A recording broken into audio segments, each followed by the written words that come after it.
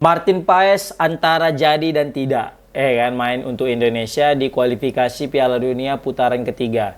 Terdengar kabar bahwasanya Martin Paes sudah bisa main kata di bulan September.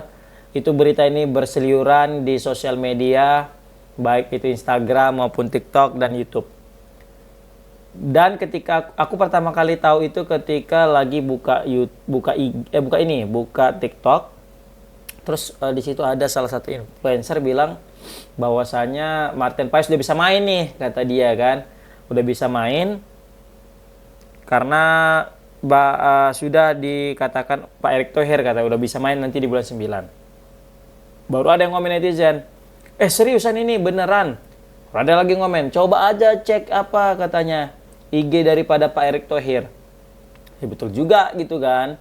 Kita udah tahu lah kalau misalnya ada pemain-pemain baru atau pemain yang bisa main di liga, yang bisa main untuk Indonesia, pasti Pak Erick Thohir itu selalu up to date melalui Instagramnya.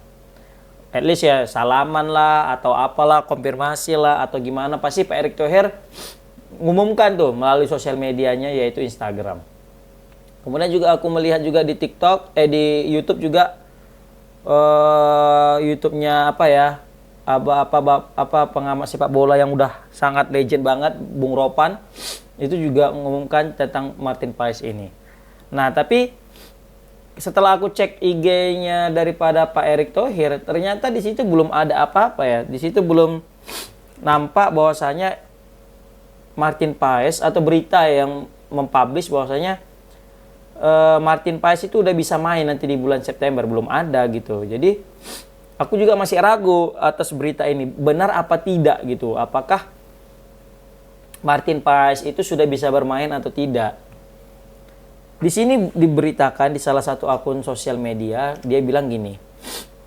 Menteri Pemuda dan Olahraga RI yaitu Dito Aritejo, dia bilang gini, optimis bahwasanya Martin Paes pasti dapat membela timnas Indonesia pada putaran Piala Dunia pada putaran ketiga kualifikasi Piala Dunia 2026 zona Asia, kata dia. Tanda kutip, Martin Paes kemarin Pak Erick Thohir selaku Ketua Umum PSSI menyampaikan, dia bilang gini, insya Allah September udah bisa main, kata Dito, dikutip dari kanal YouTube TV One News Selasa 16 tanggal 7 2020 tanggal 16 bulan 7 2024. Nah, gara-gara berita ini langsung heboh lah pecinta sepak bola nasional, pastilah, karena Martin Paes inilah yang beritanya yang paling ditunggu-tunggu oleh seluruh pecinta sepak bola Indonesia. Karena kita jujur, meskipun kita sudah memiliki kiper yang berkualitas seperti Hernando, kita masih membutuhkan kiper yang lebih hebat lagi. Dan ini ada di sosok si Martin Paes. Martin Paes memang kalau dari kualitas dengan Hernando 11-12 lah. Tapi kan dari segi mental kita nggak tahu gitu kan. Karena apalagi Hernando akhir-akhir ini pernah buat blunder, terus juga waktu lawan Filipina sempat ada blunder juga. Pasti ini cukup mempengaruhi psikologis Hernando ya. Ditambah lagi yang aku lihat daripada pertandingan akhir-akhir ini, Hernando itu kadang kalah melalui duel-duel udara.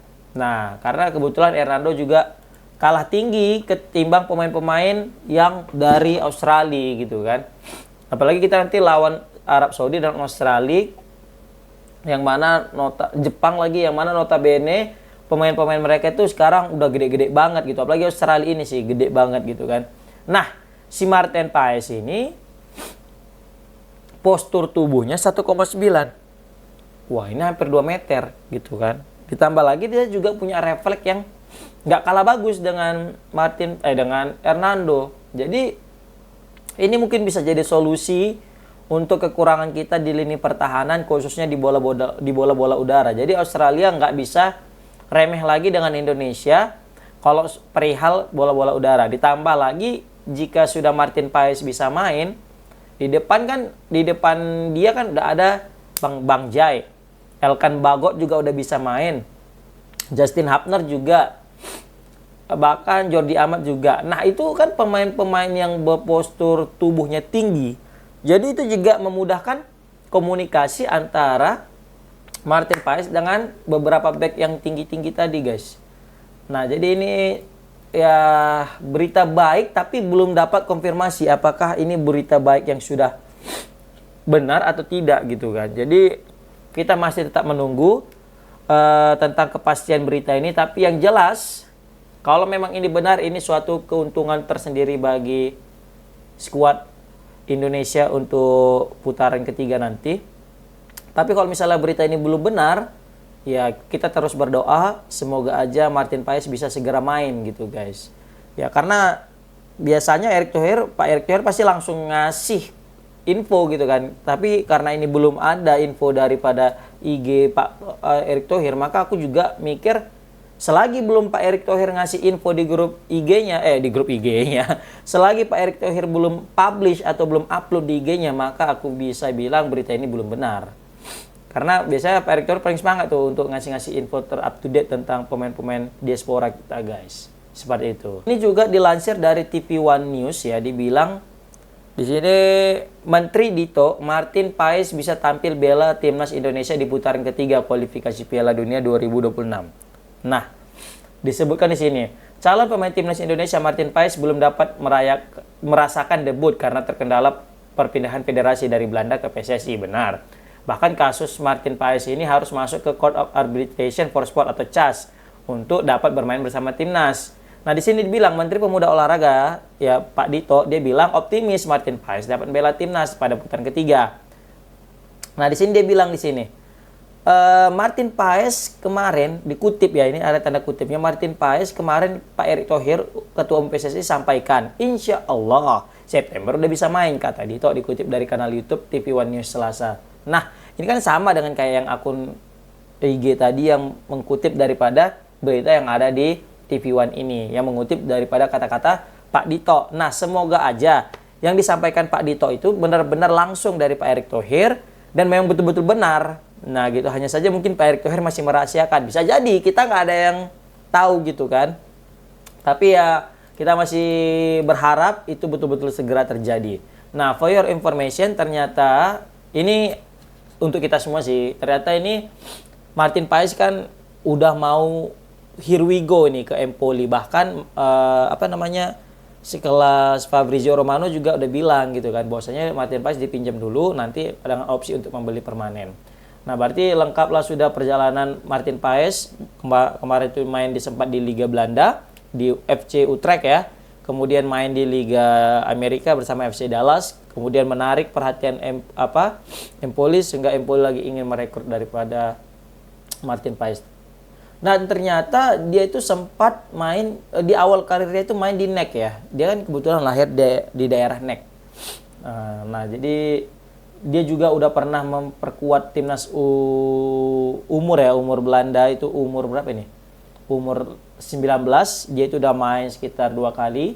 Umur 20 dia udah pernah main 2 kali, dan umur 21 udah 6 kali. Nah, kasusnya kemarin itu kena di umur 21, guys. Nah, inilah yang kasus kemarin itu kan, karena sempat membela daripada timnas Belanda lewat umurnya, karena ada beberapa pertandingan yang saat itu pas pula oleh Covid jadi ditunda, dan saat itu juga umur dia udah tambah gitu.